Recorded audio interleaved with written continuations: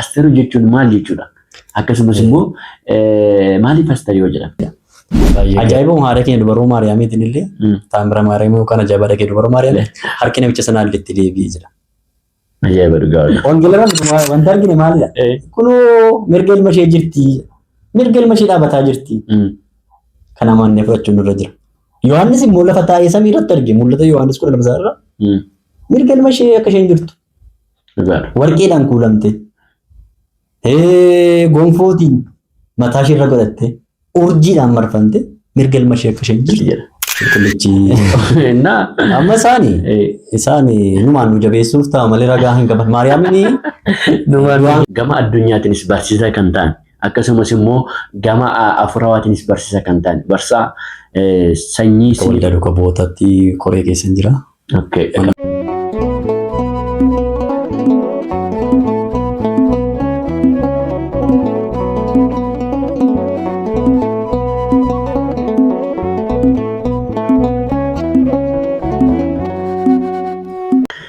Ashama akkam jirtu hordoftoonni chaanaalii Urjii Tawaahidoo Marti keessan nagaan waaqayyoo lafa jirtanitti isiniif haa baay'atu.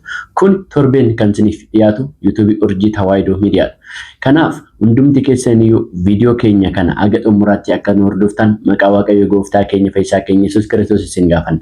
Egaa har'a immoo barsiisa baay'ee jaalannuuf baay'ee kabajnu gama addunyaatiinis barsiisa kan ta'an akkasumas immoo gama afurawaatiinis barsiisa kan ta'an barsaa sanyii isiniif qabadhee jira. Barsaa sanyii baga nagaan dhuftan. Baga nagaan dhufedha. Egaa mee barsaan sanyiin eessatti dhalatanii akkasumas immoo barsaan sanyiin manni kiristaanaa isaan itti tajaajilaa turan akkamii? Akkumattis immoo gama lamaan barsiisaa ta'anii kan jedhu kana mee asumaan ibsatti nu laata. Haa ta'u gaa akka afuraatti gamana qulqullummaa keessatti dhalanne. Dhugaadha. Egaa akka foonitti immoo yaa mana qulqullummaa ta'u malee akka foonitti kan hin dhaladde godina Wallagga Lixaa Nahaaru ganda Gurraacha Jummoo kan jedhamudha. Bakka mana amantaa Ortodoksii Tawaahidoo baay'inaan hin jirre shakkisootaan bakka marfame. Achitti dhaladde fedha waaqayyoo taane egaa kan biyya lafaas kan hafuuraa soora bira deemsisaa dhuma jabina waaqayyootiin barnoota koo digirii Wallagga Yuunivarsiitii xumuree achuma irraa carraa kaasee bulchiinsa magaalaa Bishooftuu nagee. Barsiisummaadhaan amma mana barumsaa sadarkaa lammaffaa Bishooftuu irraa barsiisaa keemistiriiti. Gama addunyaatiin barsiisaa keemistiriiti. Ishii gama afuraatiin haala kamiin tajaajilaa turtan?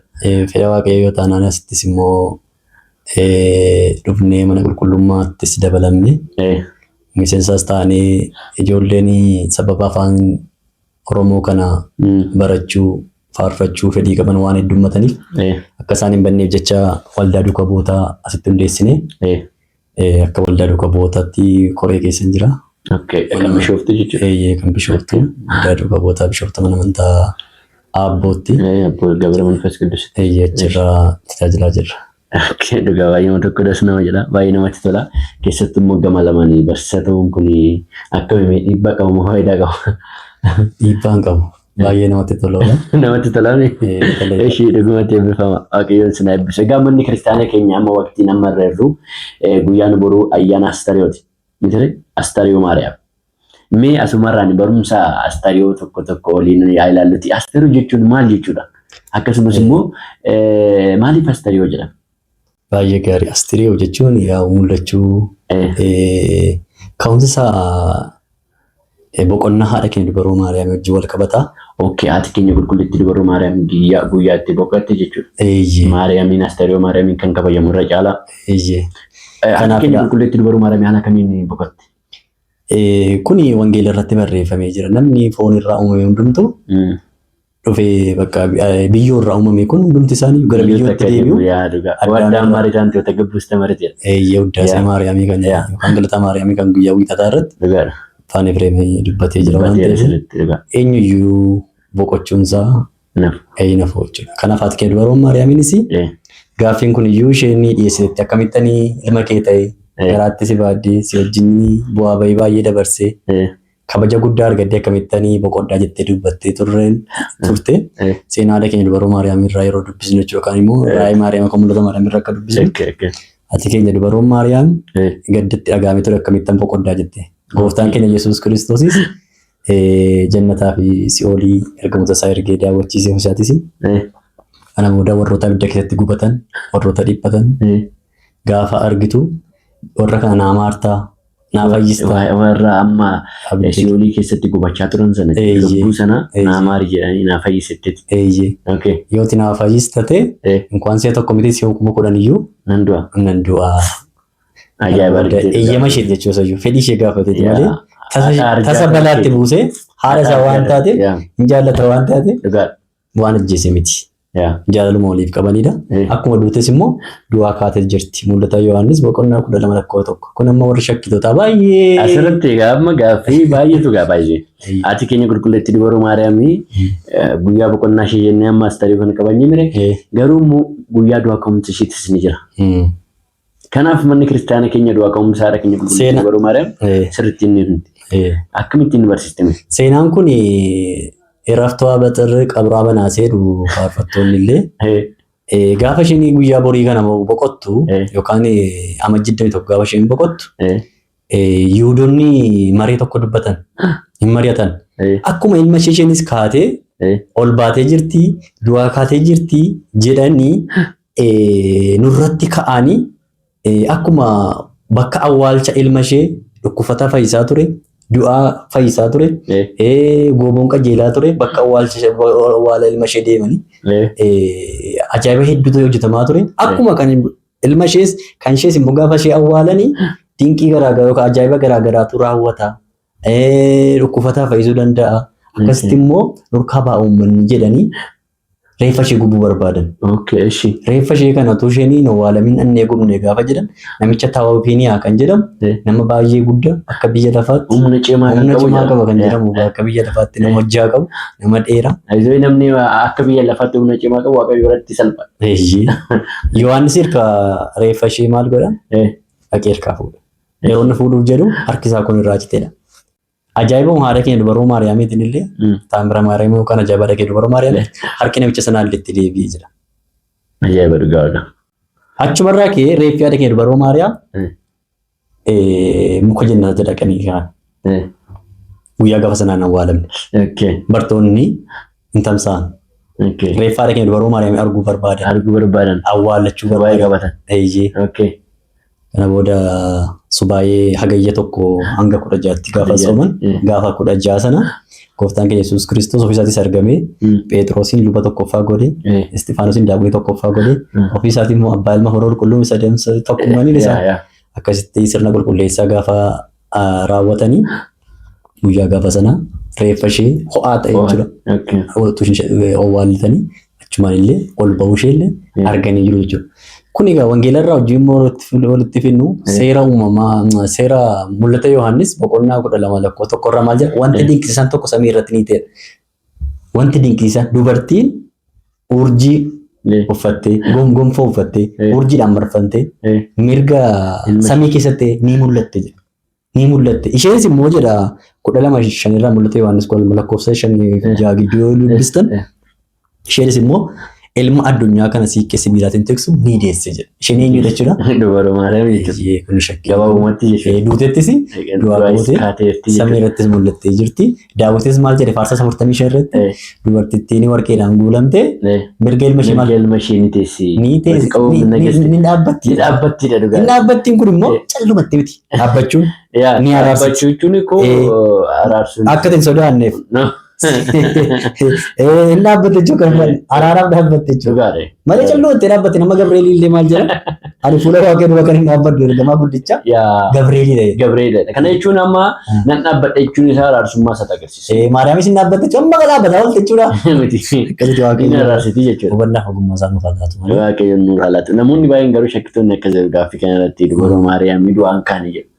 Baay'een isaanii jechuudha dhugaa waaqa. Kaani kun immoo ammoo amanuun dhufan jechuudha tokko immoo maal jedhu beektu kaatee jirti jedha. እና amma isaani numaan nu jabeessuuf ta'a malee ragaa hin qaban maariyaamini waan kaane kan jedhu yoo ta'e numaan wayii tiksiinsaa yoo jiraate hin fudhanna nutis numaan nu jabeessuu jechuun kee gaafa isaan gaaffii gaafatan keenya sin cimatta. Garuu immoo wangeelarraa nuti wanta argine maalidha kunoo mirga ilma ishee jirti mirga ilma ishee dhaabbataa jirti kana amannee fudhachuun nurra jira. Yohaannis immoo lafa taa'ee samii irratti arge mul'ata Yohaannis 12 irraa mirga ilma ishee akka isheen jirtu warqeedhaan kuulamte gonfootiin mataa ishee irra godhatte urjiidhaan marfamte mirga ilma ishee akka isheen jirtu qulqullichi Yohaannis abbaa mul'ata samii irratti argee jira. Mul'ati kun immoo mul'ata isa biyya lafaa ta'an salafa ta'anii samii irratti arganidha waan ta'eef amiin jennee fudhachuu qabna malee shakkuu hin qabnu. Dhugaa eebbifama barsa keenya waaqayyoon sin eebbisu yaada gaarii nuuf keessanii ayyaanni Asteeroo kunis bifa kanaan kabajamaa jechuudha. Sababbii kanaatiidhaaf kan kabajamu Axirri 21 jechuudha. Ammas immoo Amajjii 21. Baal baay'ee namoonni baay'een gaafa ergamoota qulqullootaa kana maaliif guyyaadhaan kabajuu gaafa iddoo tokko sana kabajuu. Innis gaaffii amma namoota baay'ee maaliif kabajamu? Yoo hunda dhattee mati. Happy birthday to ጊዜ tokko nama waamne illee garuu sana si argaa happy birthday keekidhaan balleessan turre keekii qopheeffattee waalta yoo kanaadha waaqayyoo kabaji kan qulqulloota waaqayyoo gooftaa keenya yoo kabajne rakkoo qaba hin qabu. Wanti nutti irratti namoonni baay'een amma happy birthday isaaniitii yoo haala addaatiin kabaju. Haati waaqayyoo garuu haati waaqayyoo dhugaa lafaaf samii isa uume kan Inuu ibjetteeti. Utuu isheen nuunamne ta'e silaa biyyi lafaa kun bannee turre. Ishee keessa bulee. Akka saluumiif gamoora bannee turre jedha. Inni iyyuu ishee filate dubartoota hedduu jiran keessaa haadha keenya dubaroo maadha bichaa filate. Nuti immoo isatti nu caalaa kabaje baay'ee. Nuti kabajuu amma inni kabaje. Namoonni baay'een amma maadhaamni. Filannoon kun filannoo Waaqayyo kabaje garuu ofiisaatii amma isaanii kabajanii fi kabajuu baatanii kabaja isheen hir'isan. Hir'isanii garuu hin jaallanna jedhu hin kabajne jedhu kabajni hojii malee mul'anne maal gatii qaba. Hin jedhu afaan. Afaan inni jedhu garuu kabajni immoo maal ta'uu qaba? Hojiidhaan ta'uu qaba. Hojiin mul'achuu. Kan keenya iyyuu hin kabajnamu guyyaa dhaloota keenya. Inkaan kana miti fulbaana gaafa 29 maaltu kabajame beektan? Gooftaa keenya Yesuus Kiristoos. Sabichaan yeensiisaat kan jedhamu jira. Yeensiisaat diinatiin kibikaabii yookaanis immoo nageenya bineeldota. Akka faranjiitti jechuudha hin kabaju isaaniiyyuu ayyaana sareefaa jechuudha ayyaana fardaafaa inni iyyuu kabajama addunyaa irratti kabajama. Inkaan kana miti namoonni beekamoo artistoonni beekamoon gaafa isaan boqotanii waggaa waggaadhaan dhaabbachaa jiran addunyaan biyyi lafa kabajamaa jiran. Kanaaf haati waaqayyoo immoo oolmaa isheen nuuf oolte kan irraanfatame fayyisaa biyya lafaa nyaata jireenyaa nyaata bara baraa isa ta'e isa abidda keessaa gara jireenyaatti nu fayyisa. Nu deebisu isa gadda keenya nurraa balleessu isa dhukkuba keenya irraa nu fayyise isa nuuf argamsiiste. Kanaaf kabajamuu qabdure. Kabajamuu qabdi.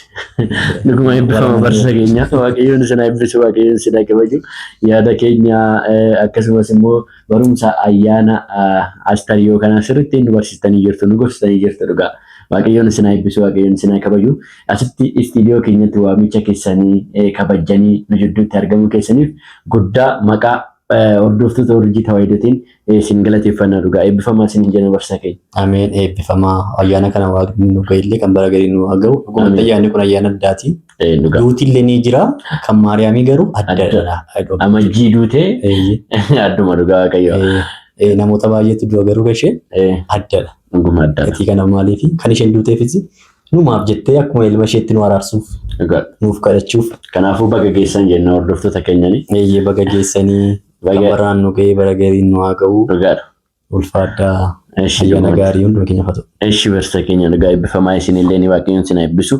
Egaa hundumti keessanii eebbifamaa qophiin har'aaf qabanne kanuma guyyaa biraa immoo kan itti fufnu ta'a. Hundumti keessan warroonni ergaa keenyaa fi barumsa keenya dhaggeeffachaa turtanii hundumti keessan sheera akka gootan akkasumas immoo obboleewwan keenya biraan nuuf akka geessan maqaa waaqayyoon sin gaafanna. Eebbifamaa waaqayyo gooftaan keenya Yesuus Kiristoos sin eebbisu.